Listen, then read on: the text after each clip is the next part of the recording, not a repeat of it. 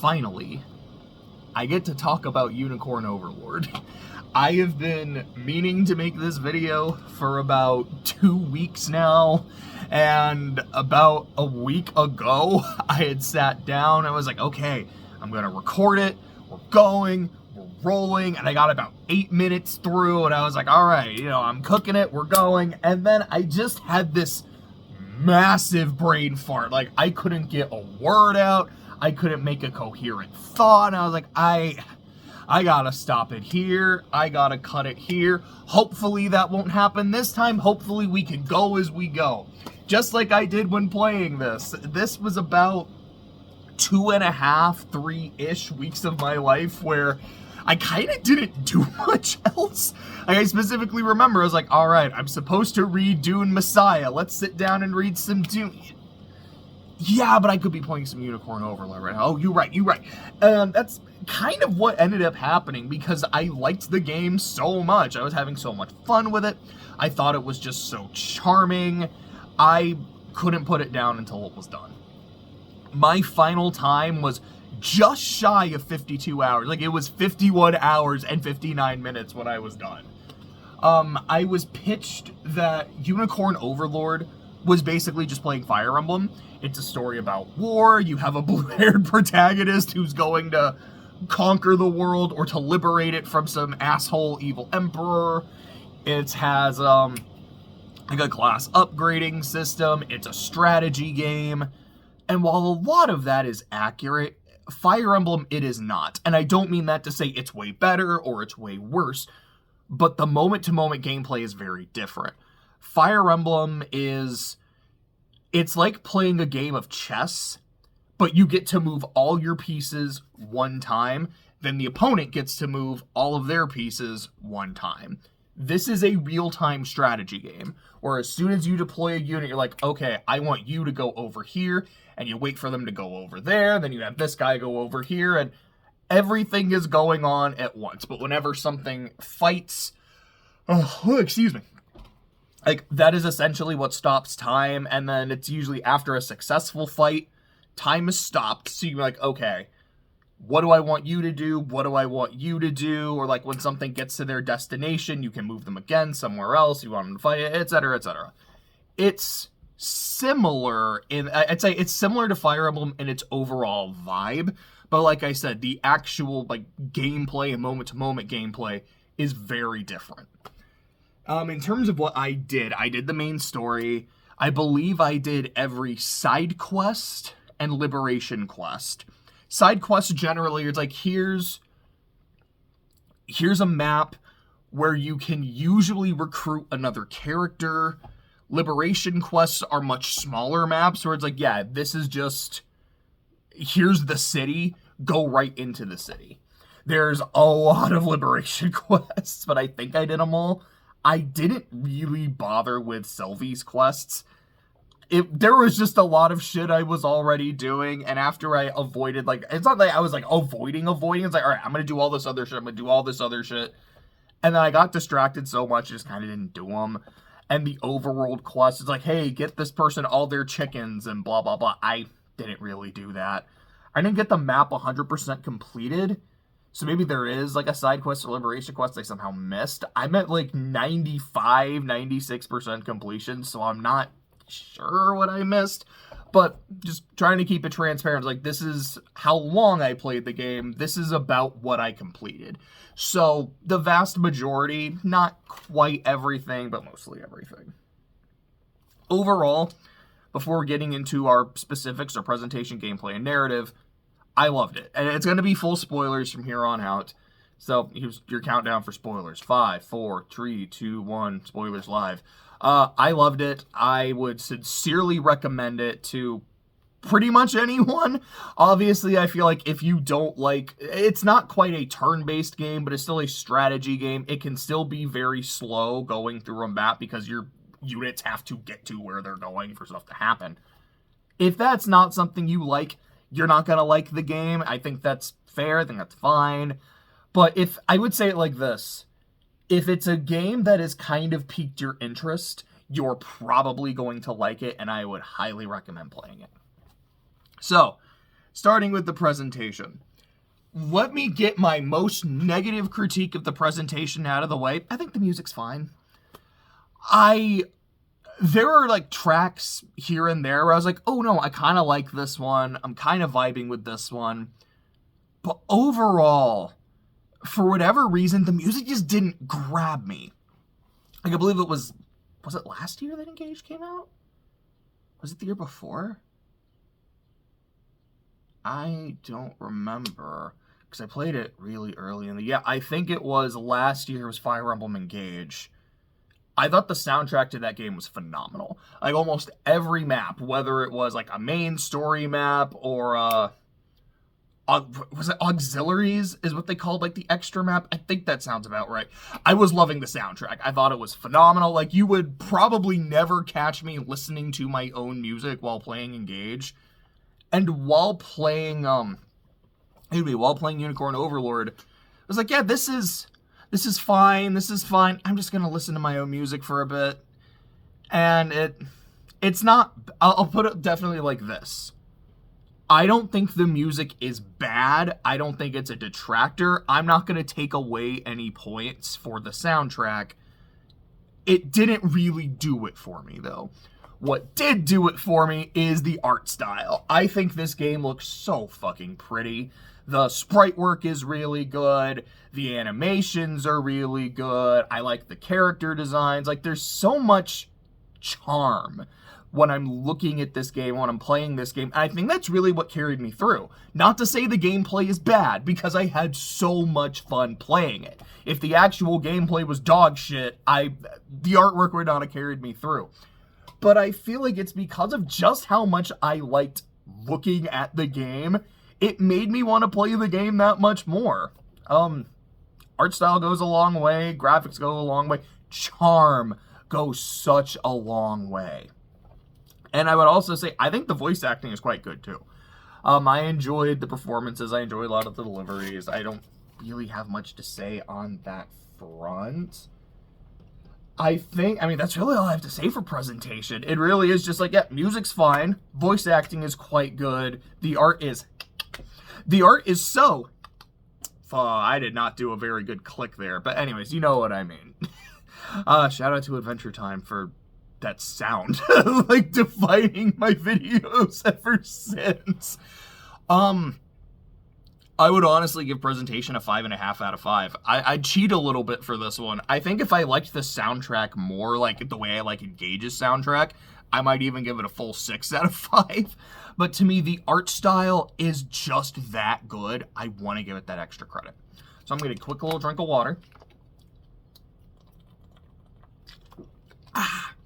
Let's go on to gameplay. So, the gameplay, like I said, it's a strategy game. It is a real-time strategy game rather than the your move, enemy's move, turn-based nature of Fire Emblem. There are classes in the game. Like, all of your characters will have a class, and you can upgrade them to another class. In the Fire Emblem game, I think of 3 Houses in particular, and how much customization there was in 3 Houses. Like, okay, how do you want to build this character? Do you want to turn them into this class because this is something you need? Do you want to turn them into this because this is something they do really well in? Do you want to turn everyone into a Wyvern Lord because you're an animal and you think this is really cool? You can do that. Here it's, yeah, every character, you can upgrade them to their next class, and that's it. They'll get some stat changes, and they'll get more AP and PP. Pin in that, more on that in a second. But it feels kind of lacking compared to some of the other games I've played. And again, also after Engage, like with the rings and the Engage system, and just how much customization there is in how you're building your... There is still customization in this game, and like when you get to like your actual tactics and whatnot. But in terms of... I want to say it. I feel like in the last 2 Fire Emblems I have played through, Engage and 3 Houses, there is a lot of customization in how you want to build a character. In Unicorn Overlord, the character's kind of already built. You can give them some items to give them an extra ability or 2. Your customization is more of, this is what they can do. Under what circumstances do you want them to use this specific ability? Like, do you want them, like, for example, say you're using Chloe. She's a soldier, and I think she upgrades into a sergeant. She has a spear. She could do a little bit of healing, a little bit of extra support. Do you want her, for her passive abilities, to focus on supporting, or do you want her to focus on healing? Her offensive abilities, do you want her to be able to attack a column of enemies, or do you want to have her focus on attacking cavalry units? Do you want her to focus on attacking flying units? The customization is there, but it works differently. It's more, the customization is less about how you build your character and more how you micromanage your character. I think that's kind of the best way to explain it.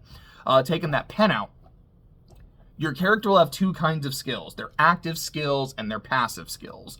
Your active skills cost AP to use. Your passive skills cost PP to use. I believe that when you start, a character will have 1 AP and 1 PP. Maybe it's 2, but I think you start with 1. When you upgrade to the next class, you get an extra 1, and you can give characters items and accessories that will give them extra AP or extra PP, so there's just more shit they can do per turn, or like per round, or per encounter. I think that's the better way of saying it. Is there anything else I really want to say about that? There's some skills that will cost more AP or more PP. There's some skills that'll say, it's like, hey, you're going to sacrifice a point of AP, but you can have more PP. So like for some like support characters, that might be a little bit better. Kind of like how the system works there. While Fire Emblem, you are controlling 1 unit at a time. In Unicorn Overlord, you're controlling 1 squad per time. Your squad starts out with 1 person, then you can add a second, a third, a fourth, all the way up to a 5th. To upgrade, that costs a resource. Your resource is honors. You get honors by doing any kind of quest. Every time you finish a quest, or you go to a town, you help rebuild the town, your renown will increase. The more renown you have, the more honors you get per quest. The more honors you get per quest, the more resources you have, because that's also what it takes to upgrade to the, I think I said that, but just in case I didn't. Honors how you upgrade to the next class. It's how you put more units in a squad. It's how you unlock another squad to use, etc., etc. When you're in combat, like when you're in a map, like I said, it's a real-time strategy game. To deploy a unit, it costs another resource. This is your Valor points. It costs 1 Valor point to deploy a unit, or like to deploy a squad. It costs, and every individual unit will have 1 or 2 skills that they can use on the field. This can be like an attack to clear obstacles. It can be an attack to hurt enemies. It can be a buff. It can be a debuff. These will also cost Valor points. They might cost 1, 2, 3. The max amount of Valor points you will have at a time is 10. One of my only criticisms of the game, and it's like of its gameplay, and it's not a huge thing.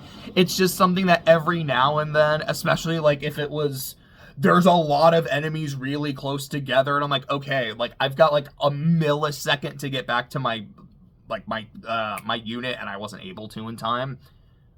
When you're about to start combat, you can just attack. You can use items. You can like kind of mess with your tactics a little bit. You cannot use a Valor point right before combat, and there's times where I'm like, I just kind of wish I could have. I don't think it's the big, until the final map. There was some bullshit in the final map. I'm going to go and talk about that now, because I said full spoilers. There's a point in the final map where the final boss is like, tell you what, I'm going to mind control your party members and fuck you. So, aside from Elaine, who is your blue-haired MC, everyone else gets mind controlled. It costs Valor points. I think it's like 2 or 3, which at that point, like with how the map was going, was not a problem. But it costs about 2 or 3 to be able to just clear it, and it clears everybody. The problem is, I had Elaine like right with a couple other units that were some of my like really good squads, and like, nope, you're right there, kill them.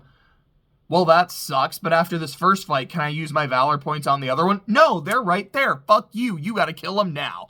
And it pissed me off. Now, there is an item that can let you bring back a squad after they've died, because there is no permadeath in this game. Maybe it is on higher difficulty. I think I just played it on normal. I was like, I don't know how this game's gonna play. It seems kind of weird. I'm just gonna play it on the normal difficulty, so I don't know if there's permadeath higher. But there was no permadeath. I did not get completely fucked. I was like,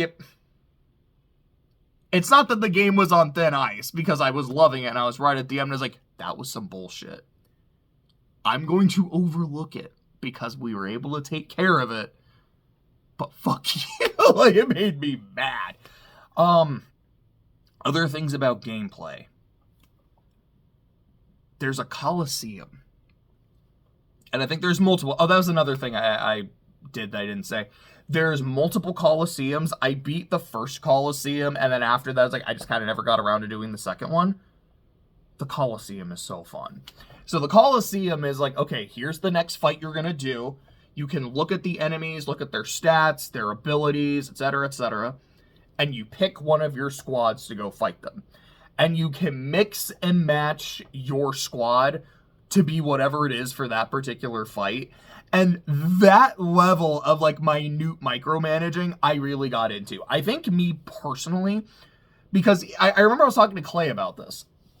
And when I told him, really explain how the game worked, it's like, okay, like, these are your character's skills. You can say, use this one only in this circumstance, or this one only in this circumstance. He's like, oh, you love micromanaging shit so much, you would love this. I'm like, I do, but at the same time, me personally, I kind of wish I could have micromanaged further. And what I mean by that is, there's times I'm like, this is how I want this character to operate generally.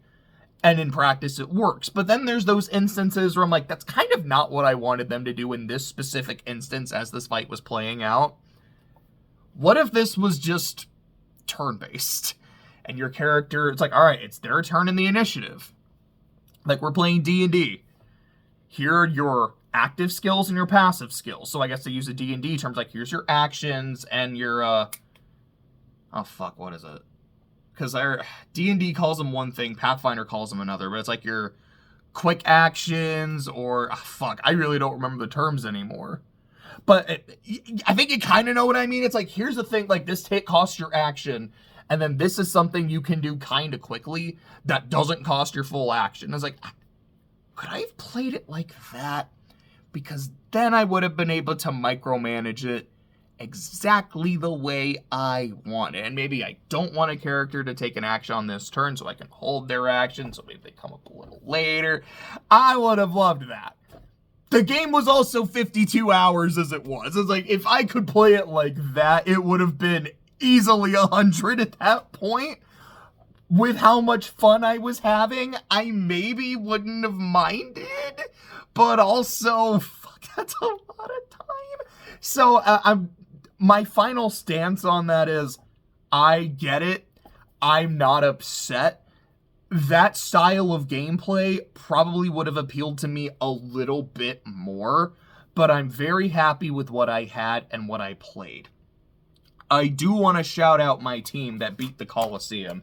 I made sure to write them down. So it was specifically Hodrick. I'm probably like I think it was like Hodrick and not Hodrick, but I just mispronounced his name the entire game. But Hodrick, Virginia, Yana, Selvi, and Tatiana. That's another name I kept getting wrong, because her name is Tatiana. For some reason, my brain just kept calling her Titania, but it is Tatiana. That was my team that beat the Coliseum. That was the team that beat Amalia. Gotta give them their shout out. Gotta give them their flowers. What else do I really want to say about gameplay? Oh yeah, the stamina meter. So each squad has a stamina number. Let's say, I think Alon...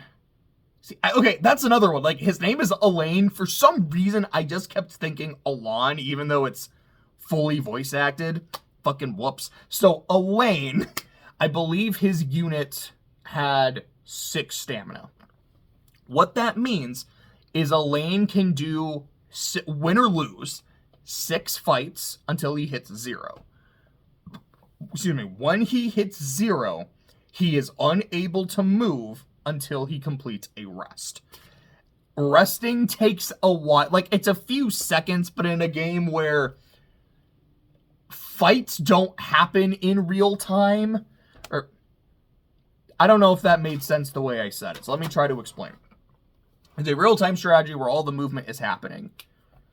When a fight happens, time stops.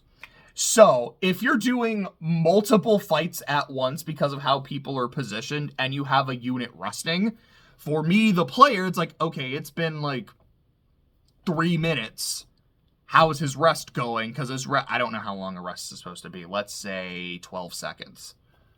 For me, it's been 3 minutes. In terms of the actual map, it's been less than a second because all of these fights happen so quickly at the same time. And that's not a problem. That's not really something to criticize. It's just like, can you be ready, dude? One thing I don't like is when a unit is done resting, it doesn't like immediately go to that unit and be like, hey, they're ready to go. Because there were times where like I was busy doing shit in like this corner of the map, but I had someone resting down here, and I'd be like, okay, let me check this. Okay, they're still resting. Let me do a bunch of other shit. And then I check, they're like, yeah, dude, I've been ready to go for a while. Why aren't you telling me? Because I didn't know you were ready, and I was busy. Fuck. It's one of those things, like, it's not a major problem, but it's a little annoyance. And I feel like my issues with the gameplay really are just like, here's a little annoyance, here's another little annoyance, but nothing crazy, you know? Like I said, when a unit hits 0 stamina, they can't move. Movement does not cost stamina, which is really nice, but when you hit 0, you're just standing there. If a unit is attacked at 0 stamina, they can still fight. It does not, I mean, you're at 0, so it doesn't punish your stamina any further. They're just kind of sitting there, but they can still kick ass. When a unit is resting, can they still fight? Yes, they are going to die. Like, they are like, yeah, we are literally just sitting here chilling. We are not ready to fight anything. But once they're back up, ready to go. Let's see.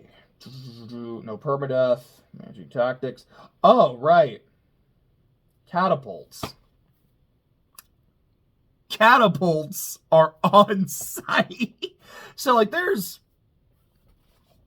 the way enemy maps will work. Like, okay, there's a base. It can be like ruins, a town, a garrison, and you go, you take those. Generally, the way you finish a map, most objectives are go beat the boss, go do that, conquer that. The more littler areas you the more smaller areas you conquer, the more renown you'll get and the more honors you'll get as well. So you're encouraged to do so. You might also get items for doing that. And when you capture one of those areas, the unit that does it will usually get a couple extra points to their stamina so they can keep fighting. Sorry, I was saying shit, and I was like, wait, what was the point I was trying to make with this? Fuck. That's bad. That's a problem. Damn it. Real quick. Oh, that's right. I remember what I was trying to say now. And so, on top of that, there will be watchtowers.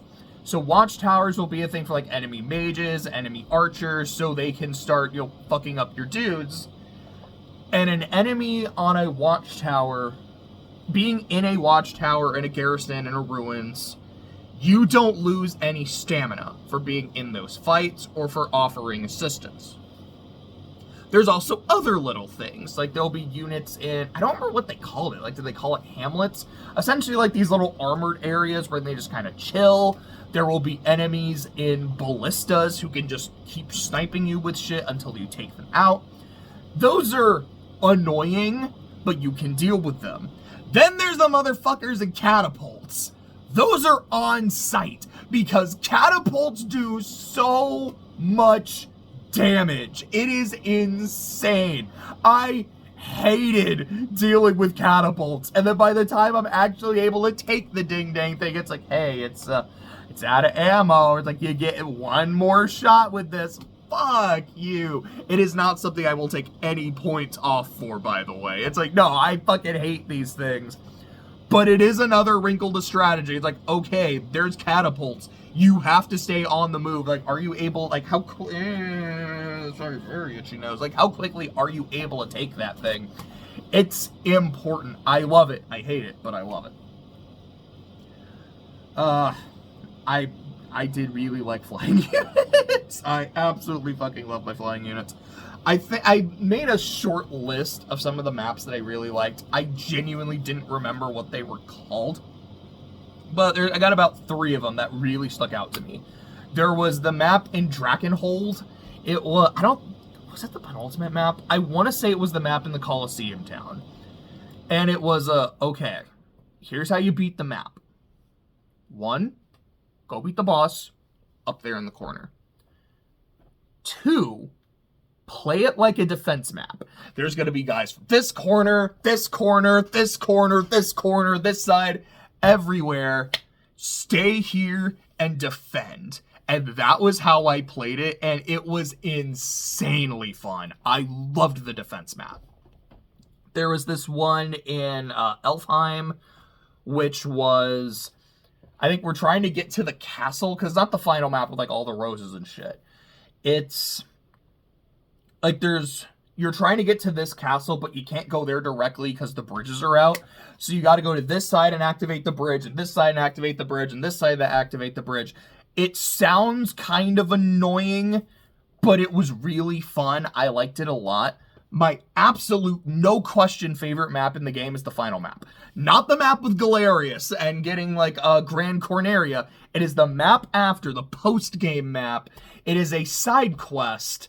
And I was like, do I really want to do the post-game? I mean, I know there's, like, a lot of shit, kind of. Like, there's some overworld stuff you can do where you have to fight, like, with these dreadnoughts. I did one of them, and I was like, this wasn't a problem. I'm just done. I don't really care enough. But the thing that unlocks that is there's this side quest. And I was like, all right, if it's, like, one quest, I'll do it. Best map in the game.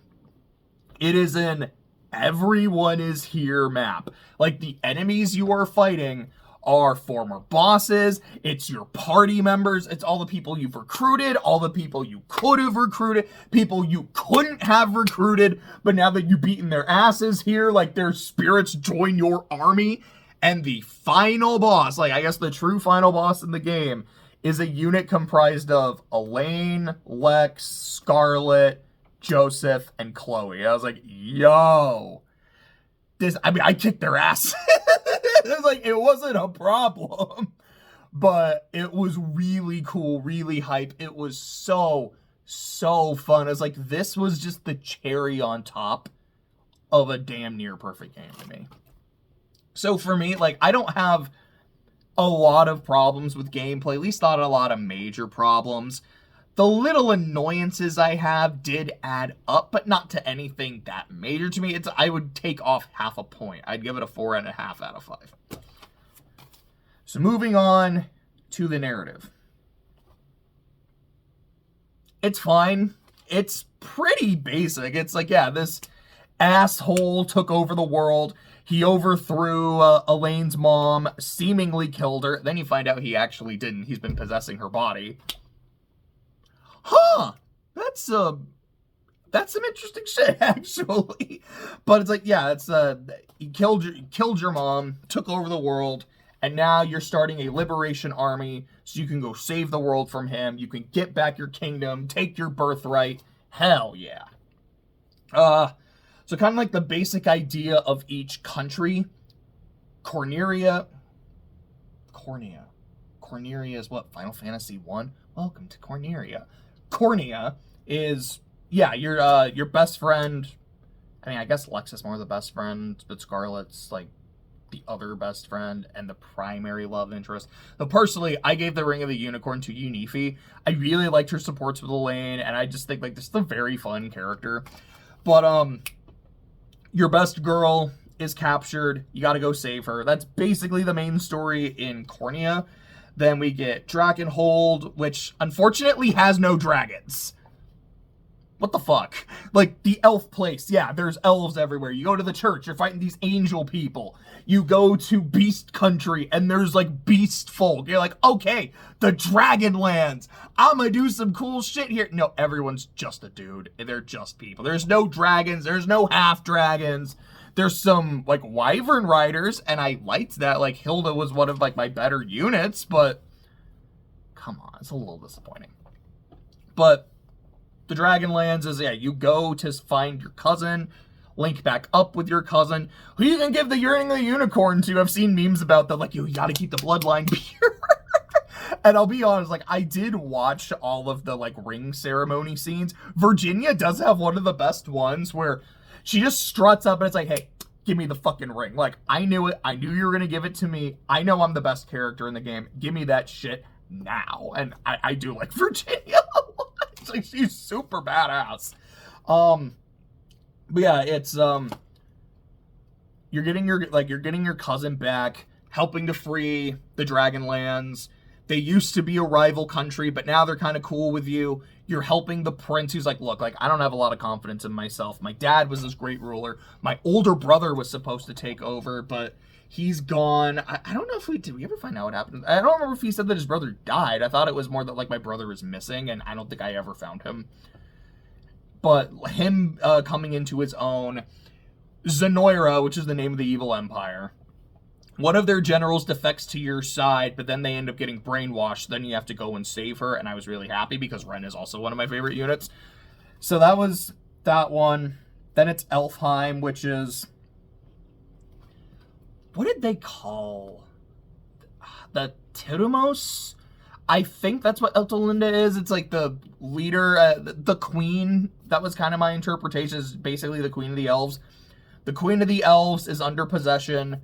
Go save her. And then also there's this evil witch lady who is in love with your grandpa and is working with a necromancer so she can try to bring the grandpa back so she could be reunited with her lost love.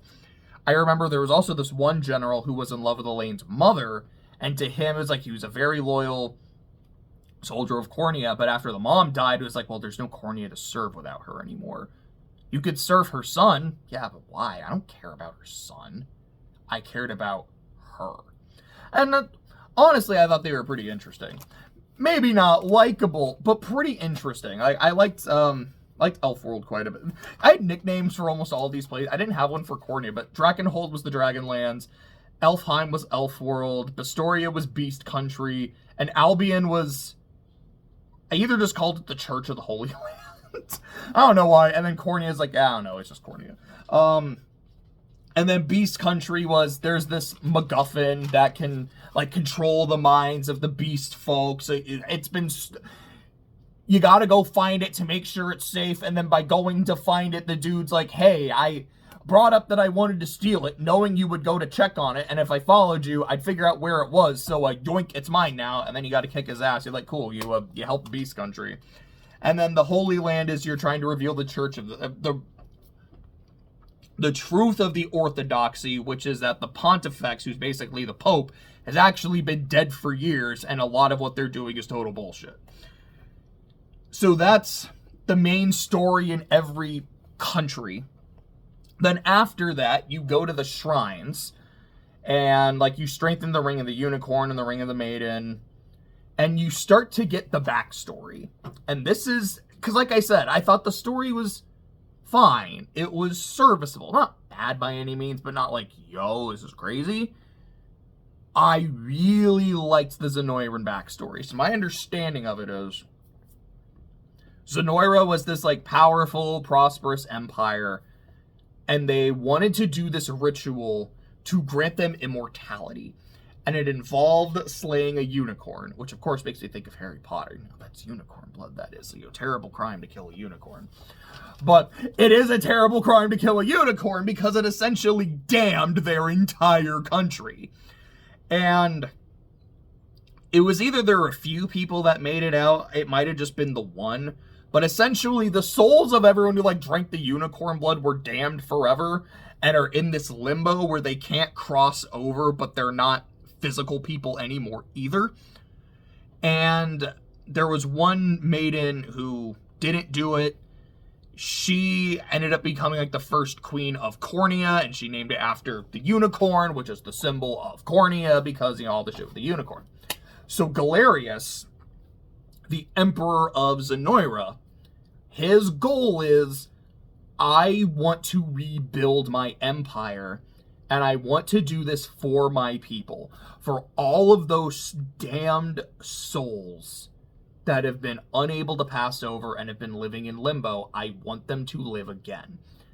So he possessed the body of one of the queen's most loyal knights. I think it was like Sir Valmor, I think was his name. Led a rebellion, got killed, and then the spirit of Galerius went from Valmor's body into the queen's, and now she's Galerius. And they use mind control to affect people's minds, and I think maybe kind of put spirits into them. There was times where it seemed like it was maybe pure mind control. Other times there was like, okay, there is a spirit in this person. Like Alcina, I think that was her name, is the one that was in love with Elaine's grandpa Gerard. She possessed the elf queen, and it was like, oh, it's not pure mind control, it's possession? Galerius is working with Baltro, who's this very powerful necromancer, who is like helping him with to complete the ritual. But then Baltro kills Galerius, and it's like, yeah, you were the last port for the ritual. Oh, I'm not trying to bring them rest or like bring them alive. I'm essentially using them. Excuse me. I'm essentially using all these souls, yours as well, as a battery. And it's a battery for me, because I can just draw on the magic of all these souls and all this power to keep myself alive forever and to have infinite power. Fuck you. I did really like this. I found a lot of this lore genuinely really interesting. And yeah, some of the endgame reveals, like, oh, hi, Mom. Really interesting shit. I liked it a lot. And then, yeah, your mom is one of the units that joins you in that side quest final map, and it's super cool. I think the characters, for the most part, are very fun and very likable. There's a lot of charm in the game. Elaine is fine. I kind of wish he was more interesting. I've heard some people say Lex would have been a better character, just a better main character because of the personality he has. And Elaine just kind of starts off as like a good leader and is always doubtful about how good of a leader he is, and he's the only person to doubt it. Lex would have actually had to have grown as a leader. I could have seen that working really well. I also had, a friend of mine had said, I think Virginia would have been a great protagonist. I'm like, no, I kind of agree with that. Virginia would have went really hard as a main character. Like, there is this one, I think it is a side quest, where she and her fellow Knights of the Rose are so pissed at, like, I want this dude dead. This is the dude that, like, slaughtered our, like, companions. We're gonna go after them. And so for a good chunk of it had fucked up some of my other units and formations. Like, Virginia, I'm so mad at you for doing this. But in terms of story and character, it was interesting. And yeah, like, I think as a main character, you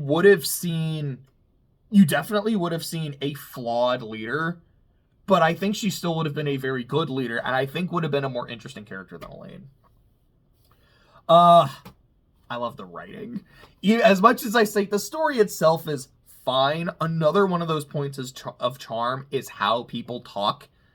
Anytime they call somebody Sir, like Sir Elaine, Sir Galerius, it's spelled with an E. Like, yo, the old-timey way of doing it. Magic is always spelled with a K, which it's those little touches that just make it gives it that kind of like old school medieval flair. Like, there's this one line where it's like, hey, are you serious? I'm as serious as a slashed throat. Instead of saying, like, you know, like, for real? Like, how do you really think? Like, in sooth, what do you think of this? Like, I love that. I just love the way that people talk and the way they phrase shit. I think there's one line, like, when you first get Travis, and it's something along the lines of, you know, like, I'm with you to the end. And it's what he actually says. It's like, you know, like, I will, like, fight for you until the streets run red with their blood. I love shit like that. This game is great. Yeah, I think that's really all I had to say there. I don't really have much negative to say about the story either. Again, it's not amazing, and I feel like I should take something off for that, but it's only half a point. It really is. So that's 4.5 and 4.5 for those, which is 9, plus another 5.5 for the presentation. This gets a 14.5 out of 15. I loved it, as you can tell. Again, I think for me, overall, the presentation is its strongest element. The gameplay, I have minor problems with it that don't really add up to anything significant. I think the game is very fun to play, and while the story itself is fine, I find the characters genuinely charming and likable enough, and the writing so much dang fun that it pulls me through a lot of the story. And with all the shit that happens in the end game, it made me like the story more as a result overall. So, yeah. Unicorn Overlord. Go play it.